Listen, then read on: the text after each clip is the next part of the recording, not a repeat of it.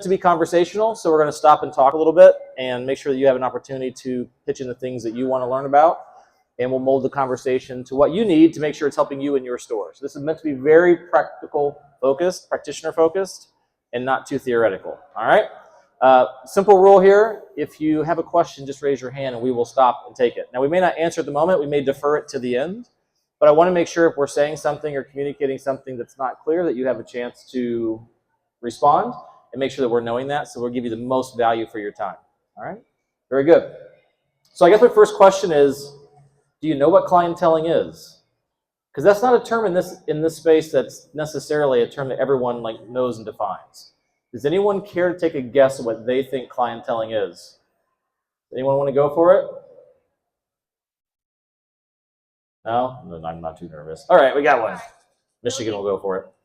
Building a customer that's going to come to you over and over and over again. Okay. Being their go-to. Okay, so she says building a relationship with the customer that makes them come back again and again, and being their go-to. Okay, that's a good answer. Okay, that's a part of it.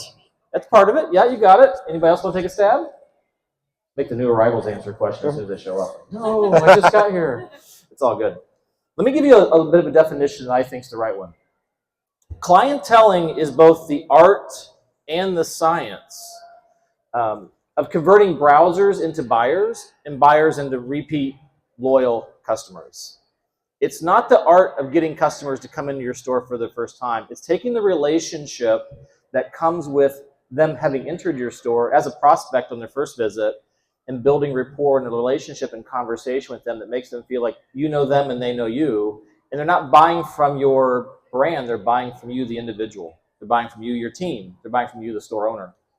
And clienteling is both an art and science in that it requires you both to know how to manipulate and work through conversation with an individual so that they feel like they can open up to you and tell you about who they are, but also connect with you or your staff on a very personal level.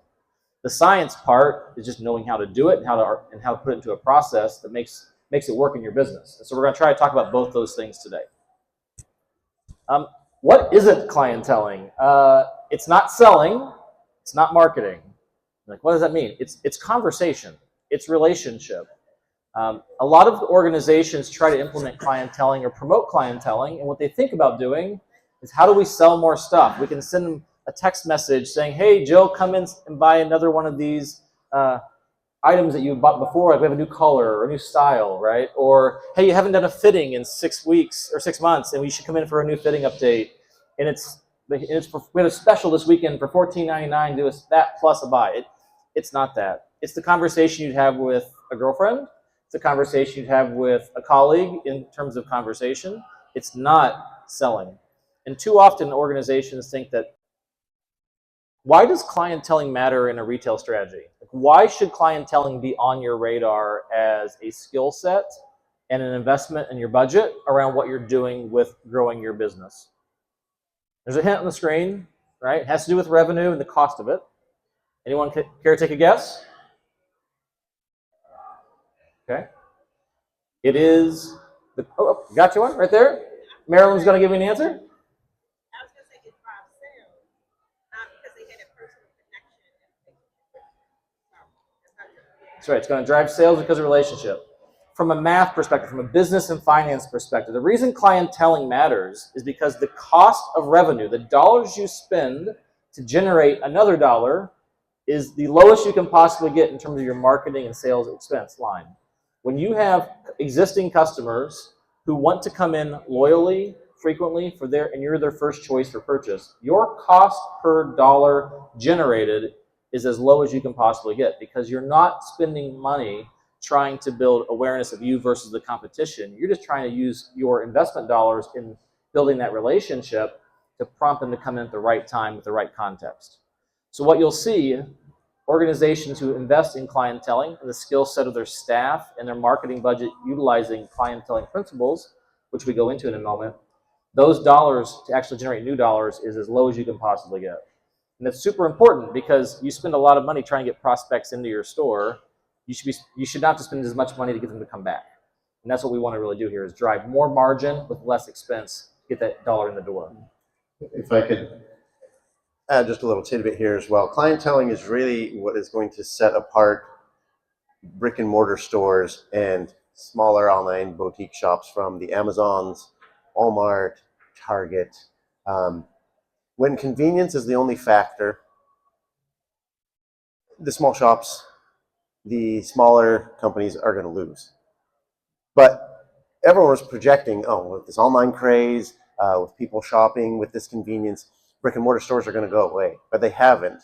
And clienteling is the key why. People crave this human relationship. They crave being able to have a relationship with the person that they're buying from, and that it's a personal interaction. It's not this faceless, I went on Amazon and I bought it. That makes sense for some things, but there's certain industries, in particular, higher end luxury type purchases, and not only just luxury in terms of dollar amounts, but luxury in terms of the type of care, the type of relationship that's expected. Um, if a show like Curve, I mean, most people aren't going to go on and just, if they're serious about the way they look, if they're serious about the lingerie, they're just going to go buy it on Amazon and call it good. These things that are matter, these things that are special. If I'm going to buy something for my wife for Valentine's Day, for special occasions, it's going to be a little bit more thought than I clicked on an ad that popped up on Facebook. And clienteling is the key difference. That's right.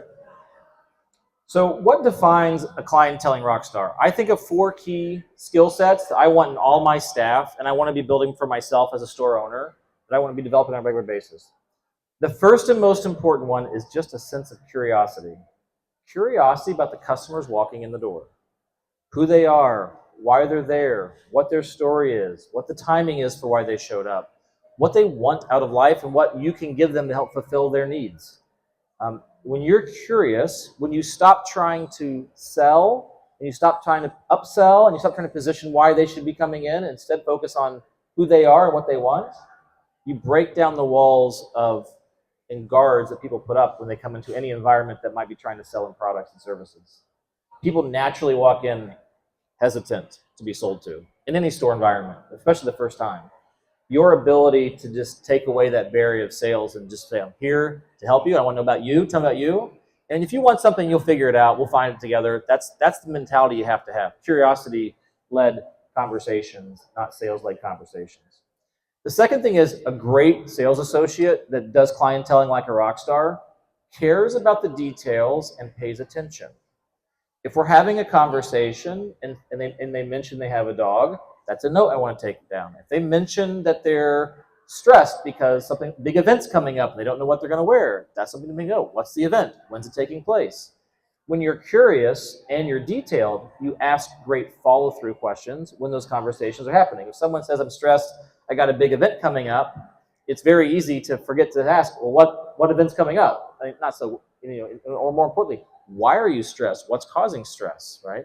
When you dive into those why questions outside of when someone makes an observation, those details are factors that we're going to want to collect for later in terms of follow-up, but they're also opportunities for us to build that personal rapport that says you're not here to sell me something, you're here to actually connect with me. And that means a whole lot in terms of the sales process. The third thing is they have a natural desire to cultivate. What does cultivate mean? It means to develop over time the relationship. That they're not there for the fast hit, the quick win. They're actually, your sales associates and you, if you're able to actually communicate and interact with your customers in a way that's not for the short-term game, you play in the long game all the time, that's the opportunity. It's very easy in our sales organizations, as part of sales teams, to be focused on today's goal, this month's goal, what's your individual goal, what's your quota, did you get commission ready, like all those things that can happen depending on your store's compensation model. Those are important for the individual. And let's not ignore that the sales associate does care about how they get paid, right?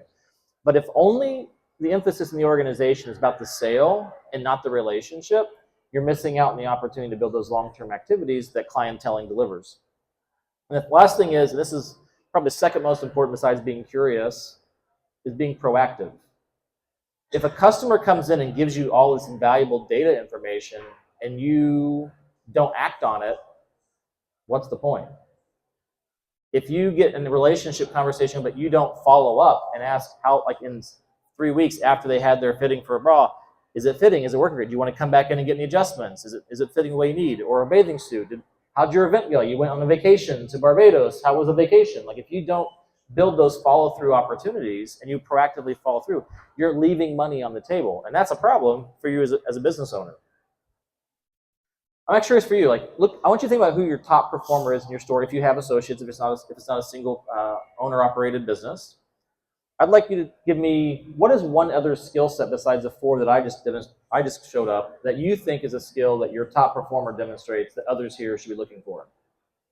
Anyone want to share one? I was going to say building rapport, but it probably kind of comes into being groups. Okay, building rapport. That skill set of being able to talk, right? To not be sheepish and shy and like actually want to engage, right? That's a great skill to have. Certainly important for anyone who's in sales to be able to have that. So that's a good one. Love that.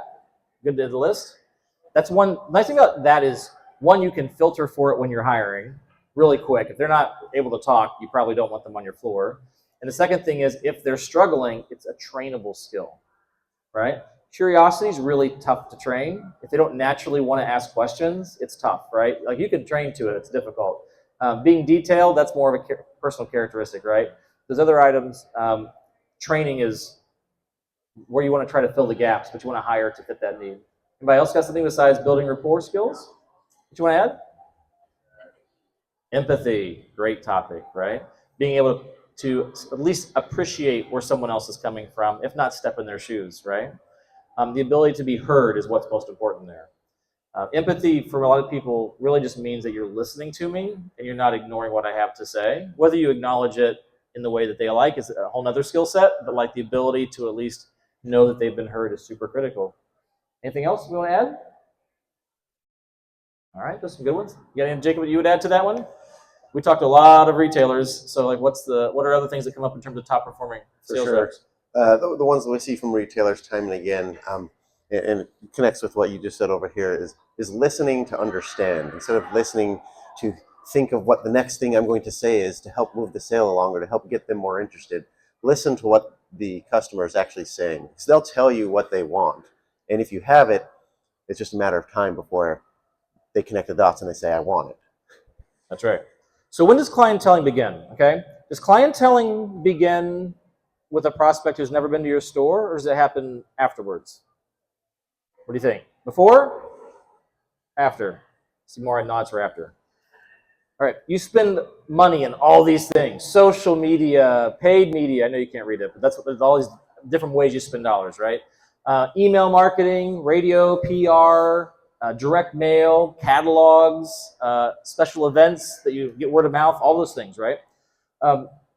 That is your marketing budget. That's your draw people in budget. I mean, it certainly touches existing customers too, but that spend is all about awareness, branding, and making sure that they're topically aware of what's going on inside your store, whether it be a new product line, a new product offering, a promotion, etc.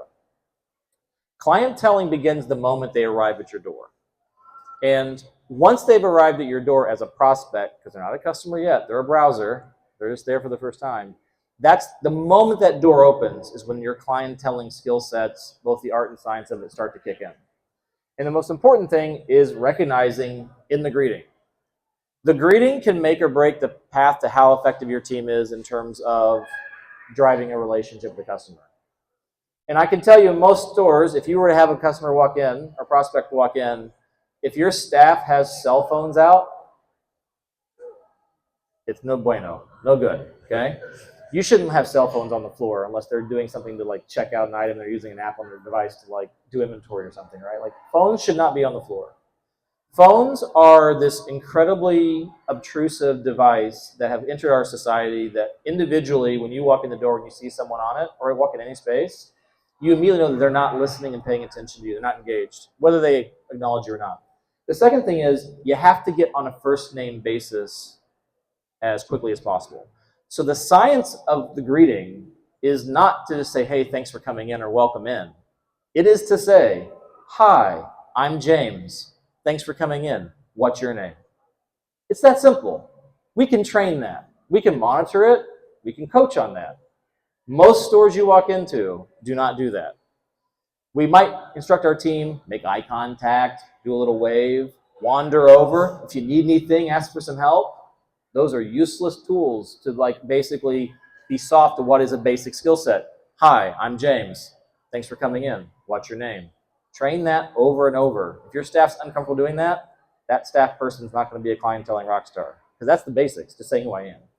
Why is it so critical? Because the moment you have someone's name, you get to say their favorite word over and over and over again during your conversation. Their name, right? Now, even me, I messed up. I was trying to get by his name when we started, right? And I got locations. My brain remembered the state and location more. Maryland, Michigan, Australia, right? I got those. Trina, right? Trina? I got a couple of them. But if I were to say your name over and over, you're paying attention. Do you know that we all have the same favorite radio station? No matter where you live, we all listen to the same favorite radio station. Do you know what it is? It's WIIFM. What's in it for me? And the first way you know what's in it for me is when you hear your own name. So if you can say someone's name and you can talk about the context of what they need, and they're hearing WIIFM, they're tuned in. Like they're listening. They're hearing the whole tune. And now you're having a real conversation. So getting on a first name basis is critical.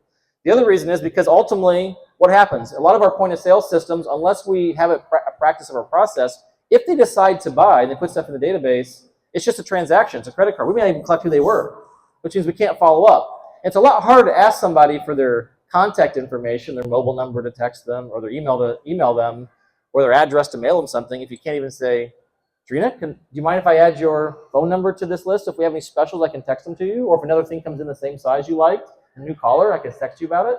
It's really difficult to break that barrier of personalization down if you haven't already built on a first name rapport basis. More importantly, what do you want? You want the customer, when they leave, saying, oh, I didn't just go into the store. I talked to Jill. I talked to Mary. Mary helped me. Don't go to the store and go to the store. Go talk to Mary. She's awesome, right? That advocacy inside their brain when they have a name is a tremendous value in building that clienteling rapport. The second thing is understand the catalyst, why they came in. Now we're on a first name basis. The generic is, what can I help you with? Or what are you looking for? No. Why did you come into store name today? And you say it that way. You don't like say, why'd you come in? You actually say, why did you come in to store name today? Like, why today? What prompted you today? And it's not like you saw an ad or you saw a message. Like, you're just genuinely curious. Again, it's meant to stir a conversation. It's meant for them to reveal, oh, I'm looking for this, or oh, I've got this event coming up, or I'm just browsing. I'm looking for options. I was walking down the street and I thought I'd wander in. It gives you a context for why the conversation should happen, and it gives you a point of reference now to base the conversation on. Our whole goal is to know your name and force a conversation that doesn't feel like you're being sold to. And if I ask you about you and things that you care about and not what are you looking for, we're not being sold to, our barriers come down, we're much more open and honest about why we're here. The curiosity is all about talking about themselves. What in the world do I want to know about you, right? Oh, I love that outfit. Why did you choose that outfit? Why? You hear using the word why? Why? Why is great questions because they're open-ended. Yes or no questions? No good. No good. You want open-ended questions whenever possible because people, once their barriers are down, will reveal incredible details about themselves that you can capitalize on. And more importantly, log in your brain, think about, and be able to put that into some form of client book or document so that later when they come back, you've got some reference points to talk to them. And that's where comes the data. Every single data point a person is talking to you about themselves is another thing to record. And if you don't have a place to record that data, you're missing out on the next conversation you have, building that trust with them feeling like you know who they are and you remember them. So, as an example, for personal data, like demographic data, it's anniversaries, it's major events coming up, a vacation, a graduation, whatever it is.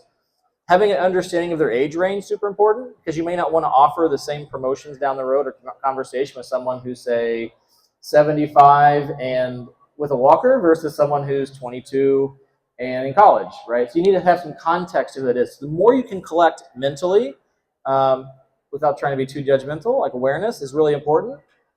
Relationship status, if they mention they're married, you notice a wedding ring.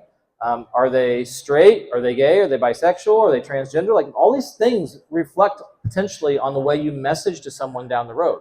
So just having that recognition means you're not going to send someone a message or a personal note or a follow-up that inadvertently offends them simply because you forgot about some key details you could observe just in the conversation and the chances of being in the store.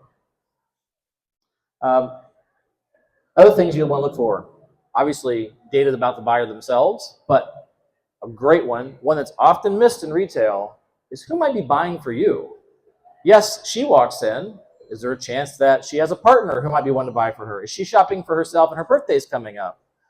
You want a great technique to learn when someone's birthday is? You don't ask them when it is. Here's a great one. All right, you ready? You can steal this, use it, okay? I have a 1 in 365 chance I can guess your birthday today. If I guess it, you promise me you'll buy something today, right? It doesn't matter if you get it right. October 1st. Oh no, it's January 15th. Perfect, that's all I wanted. I wanted to know you're January 15th. Why? Because I'm going to be making sure I communicate with you and connect with you down the road. And then later in my conversation, if I discover that you're married and you make some side comment when I ask the question about, hey, is your partner really good at like buying you gifts, or they buy you like really terrible gifts, right? Because we're just having a conversation, we're chatting. It's not about selling you something. Oh, he's terrible. Oh man, she does not ever remember my birthday. Perfect. Later in the conversation, what am I going to talk about? What do you think if we sent your partner a message reminding them about your birthday? Would that be helpful for you? Would you like to have a collection of things that we might be able to send as gift ideas? Oh, that'd be great. We're not selling them. We're just helping them solve a problem they have because we've listened to them, we've heard them, etc. What data do you collect? Okay, the data is data that you can record. Anything you can record should go in. If you're in a professional sales environment selling software, for example, right? After every call, you know what we do? The sales rep doesn't pick up the phone and call the next prospective customer. They take 10 or 15 minutes and they write down all the notes. If they've recorded, they go back and dictate what was there, what do they need to hear. They put in their calendar, when should I follow up? They do all this labor. When a customer visits your store and they walk out the door, it's not back to shuffling the inventory and doing, making sure all the shelves are organized perfectly. There's actually should be part of your workflow, part of your assignment, that they go through the process of documenting what they did. And you hopefully have some tech to do that. If not, at least have a notebook or something that tracks those things. Obviously, we'll probably promote the tech piece, right, Jacob? Absolutely. So let's talk about the art of clienteling for a second. Did I miss anything in that first spot that we want to cover? We're pretty good, right? No, from the moment they're in, they're not buying something today. Like, you know it. They're coming all the time, right? They're wandering in. They got you can hear their conversation with their friend. They walked in. They're just meandering. There's no intention to buy. And as a store owner, you're sicking your best sales associate on them. Go over there and sell them something. Right? That's what your mentality is. What the mentality, I don't have a problem with that to a certain extent, but what it needs to also be is I'm looking for one data point that gives me a reason for us to reconnect before they walk out the door. Then, our goal with clienteling is to convert what? Browsers into buyers. It doesn't always mean it's going to happen in that immediate moment. But if I have a data point that helps me understand some moment in time coming down the road where I can follow up, where I can make sure before they walk out the door, I've got a huge opportunity. If I know when their birthday is, if I know if they have an anniversary coming up or they're taking a vacation, whatever it may be, that gives me a reason to follow up. So when they're walking the door, hey, before you go, Jill, because I got her first name, because I did a good job of clienteling, do you mind if I get your email or your phone number? I can text you or email you if we have something that's going to be awesome for your trip to the Bahamas. Or, hey, you got that graduation coming up, and if you want to celebrate, there's some we got some options coming in May. I know some new inventory coming in. Can I message you when it comes in? Maybe you'll care about that for your graduation, whatever it may be, right? You have to find that data point that works. The science of clienteling is that you expect your staff, when a customer walks out the door, that they know 2 data points at a bare minimum for the browser. Their first name and some reason of timeliness that we can follow up with them with their contact info. And you should be setting a goal with your team that that's things that they collect. And if they don't, that's a problem. Their performance is not meeting your bare standards if you care about clienteling. Next one, the fitting room diva. Okay, this is the person who comes in and spends way too much time trying stuff on and sucking up your time. Do you have this in blue? Do you have this a different size? Yeah, you know those? Those are familiar, right? The conversation that happens where on the other side of the curtain is golden for you. When they're on the other side of the curtain doing their fitting, when they're trying the things on, that's when the conversation golden nuggets come out. And if you're smart, you're conversing and you're mining information for them about what they're looking for. You can convert someone who's wasting your time as you might be thinking. It's like, oh, I got other things I need to do. You can be taking that to build a really deep profile. It's amazing what that little piece of fabric does between you when you're talking, when someone's half naked. I'm joking. To what they'll say about themselves that you wouldn't recognize they'd say sitting in a more sales environment. So take advantage of that. Actually have your staff work that scene. Like, all right, fitting room diva, go work the curtain, work it. You want something? I know exactly what I'm wanting. Buy. I'm here to buy, right? I want to spend money. Those are great. You know what often happens when someone walks in the door and wants to buy something and you know it? We actually stop clienteling because, like, that's easy. They're already buying. They're a customer. Woohoo! Well, that doesn't do you any good if you don't know their name, you don't know when they're going to come back, and why they should come back. So even with existing customers, you have to make sure you do it. And the last point of that opportunity is when they're at the point of sale checking out, right? If you've gotten their first name and you've got a reason why you can follow up with them, then you can say to them, hey, can I get that phone number? Can I get that text message or cell phone number, email, whatever it is, so I can send you more of the same or what you bought before. Or if you want some additional discounts, we run promotions. Asking for address. It's really weird to ask them, can I have your home address, please? Like if it is not necessary for a transaction. But if you say to them, hey, Jill, sometimes I have private events for that brand that you bought, or they do special things for just an invitation only. Could I get your home address so I could send you an invitation to one of these private VIP events we do from time to time? Oh, yeah, that'd be great. And they give you their address. So if you put it in the context of what's in it for them, what's in it for me, the BIIFM, and you give them a give versus a take, it's amazing how much data you can get. And the beautiful thing is now you're also getting data you can understand where your customers are coming from. Oh, they come from these neighborhoods, not these neighborhoods. And therefore, I should probably adjust my outbound marketing, like my direct mail campaign, to focus on neighborhoods where my customers come from, etc. The data matters. The escape artist, you know this one. This is the one who like comes in and like, oh yeah, I need something, and they kind of like hunker down. They look through their stuff and they get out the door as fast as possible. Like they totally avoid your staff at all costs. People don't act as escape artists when you know them on a first name basis.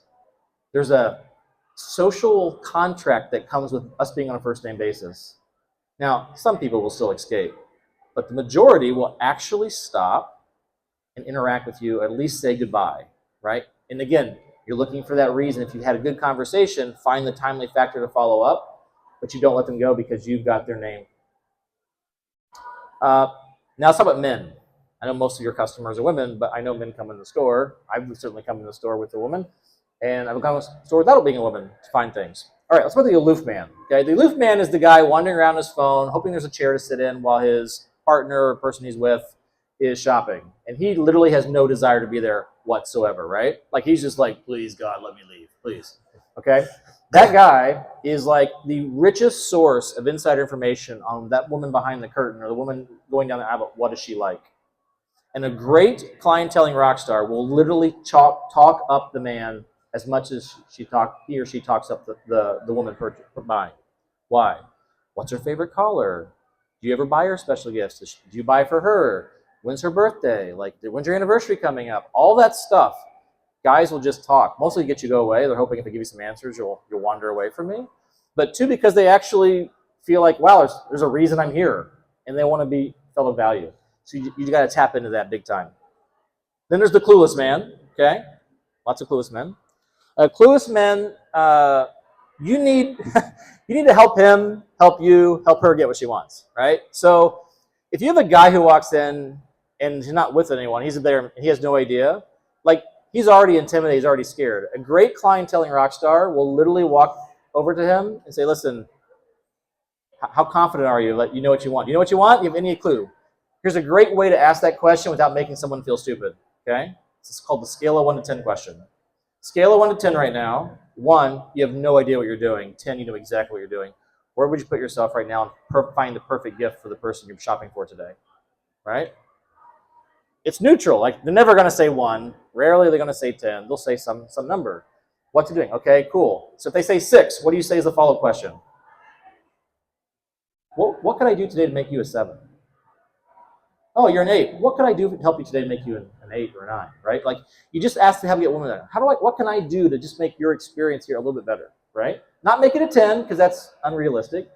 Just make your experience better. It's an open-ended question, and people suddenly start talking, and they'll come through. And close men who somehow manage to have the courage to walk in the door need a little bit of help unleashing themselves to figure out the why. And again, if you're a smart clienteling executive, clienteling sales associate, what are you doing? You're getting her contact information. You're finding out that she likes surprises or not. You're making sure that you are following up with her later, if he's okay with that. Hey, is it okay if I tell her you came? We can make sure you get exactly the right thing or the right size. Are you buying for yourself? Or are you shopping for you that someone else is going to buy? That question's a great question, because now you want to figure out when he's going to buy, what he needs. And if you have the right tools, you can put all those ideas into, like, say, a digital shopping list that you can send off to him if you have that capability with your point of sale system or your clienteling software. You can do things to make his job super easy, and he'll thank you for it. So again, understanding the gap between why the person's there or not and what they need to make a purchasing decision comes only from one thing: asking questions. And the more you ask, the more curiosity you demonstrate, the better. It all comes back to super simple things. All free things, by the way. Being a clienteling rockstar doesn't cost money on its own. It's training, it's practice, and it's accountability in the organization. Once you do those things, your team can be incredible at building those personal relationships. So I threw a few profiles up there. Was there any that I didn't hit that you're thinking about that I should have talked about? Any buyer on the buyer side that I should have thought through? Oh, what you got? We have a tourist town. Oh, and tourism, so, yeah. So a lot of times of the year, we'll have people, oh, I'm not from town. I'm only here for the weekend. Love that. I'm only here for the week. Sure. What's your advice on that? Okay, so the profile she brought up is the tourist, right? You're in a tourism-driven town. You have a lot of people who are buying out of market. Is that person valuable? Well, yes, for a lot of reasons. First reason they're valuable is because people tend to vacation to the same spots over and over. They don't like to admit it, but most people are creatures of habit.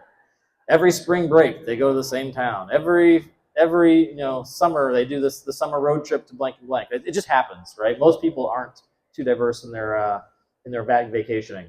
So whether they come once a year, once a month, or once in a lifetime, understanding that is super important, right? So that's the first one. Second thing is they have people that they're gonna tell about their trip.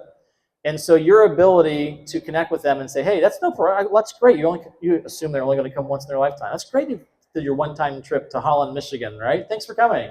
And then the follow-through is, I'd still love to get some information to you, or get your information in the context of we have lots of people who buy from us from out of town, right? We have special collections. Like I saw that you bought those earrings, or you bought that particular corset, whatever it may be. Like I saw you buy those things. Like we have people we ship all over the country. And there's things that you're going to love that now that I know your size, I know your preferences, I know what you like and don't like, you know what? I'll send the stuff that's only for you. I promise not to send you mass messages. I promise to put you on my mailing list. I won't people don't want that stuff. They don't want it, right? But if they get a personal message from you, the owner, it's invaluable, right?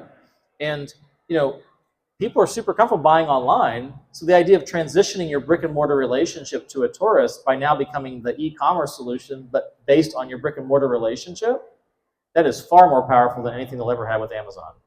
Right? I work with a lot of sales teams that do the numbers. We'll have that conversation. They'll log it, and all they'll do is have scanned your code and written down, oh, you came by my booth, and they'll just send you some generic follow-up. They won't write down the conversation they had. It's incredible. All you have to do is literally take a moment. Hey, when a customer walks out the door, you look at that sales associate, assuming they're not helping someone else because there's a line, because there's a person ready. You literally stop them and say, don't do that other thing. Walk over there and put the stuff in our system. Write down what you heard. Write down everything you can remember and what you observed. When you do that, the next time they come in and you're able to pull up that profile or look up who they were, you now have all these talking points to accelerate the trust being built, the sales walls going down, the barriers of friction that people have when they're afraid you're going to sell. And more importantly, they go, oh, you remember me. You remembered I had a dog. You remembered I was going on vacation. You remembered that my daughter was graduating in May. The power of clienteling. Great clienteling is the seed for the most incredible referral business. And referrals are even cheaper than clienteling because that's they take care of you. Go in. They become your most loyal subjects to talk about what your business does. And that's the power of building a business, particularly a boutique business and retail that is trying to compete on price and those other things. Like you got to win on those relationships. Cool. Got a little gap there just so you know. All right. So I made an email that says, "Dear James, ... I've now personalized." That's clienteling. No. Clienteling is not anything one-to-many. We were talking yesterday, we had a retailer from California at our booth, and she was asking about how she doesn't like in her marketing material, she doesn't feel like it works, even though she's personalizing it with name and some other details, because it's in that template. That's the problem. You're putting it into a marketing template. You're putting it into MailChimp or HubSpot or whatever point of sale mail blast tool you're using, Constant Contact. If your friends, like if your friends or your sister or brother sent you an email that was in an email marketing template, would you think that's very personal? No, it's not. If you get a text message that, like at the bottom, said like in big bold letters, "Reply stop to stop receiving messages from me," like that would be weird, right?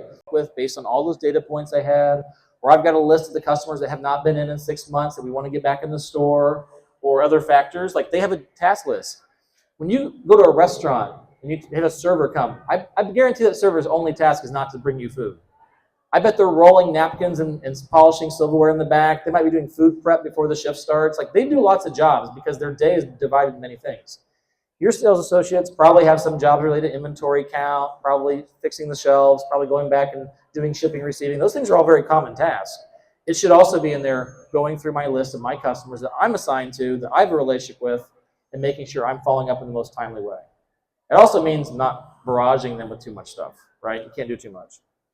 The one-to-one is important, but that doesn't mean don't use any technology and Right. that everything has to be done completely manually. Otherwise, we're not going to get any benefit from it. The key is being able to find the happy medium. Leverage technology to help you have that one-on-one experience with more people. Yeah. Like James was mentioning, too often people get the technology and they say, "Oh, I can just turn this on and it'll do it for me. I can send out 1,000 messages in a second and that's done." Yeah. That's not clienteling. But you also don't want to spend all day handwriting notes to 1,000 people. That's not going to get the job done either because there's not enough hours in the day to do it all. So if we can merge the two and get the benefits of one without the deficits of the other and vice versa, that's where true clienteling rock stars find themselves. That's data in your point of sale system at that granular level, those kind of tags and things that you should know about your customer to action on, because the point of sale systems aren't built for that. They're really more for transaction data and inventory management than actually customer relationship management. And all the mass marketing tools, for the most part, like Constant Contact and others, are not built for that one-to-one piece. They're meant to be that efficient way of reaching one-to-many. So there's that bridge of having all those three pieces together. The last thing I want to say when they're responsible for marketing in particular and in sales stuff is that they think what they want is the decision that every one of their customers want.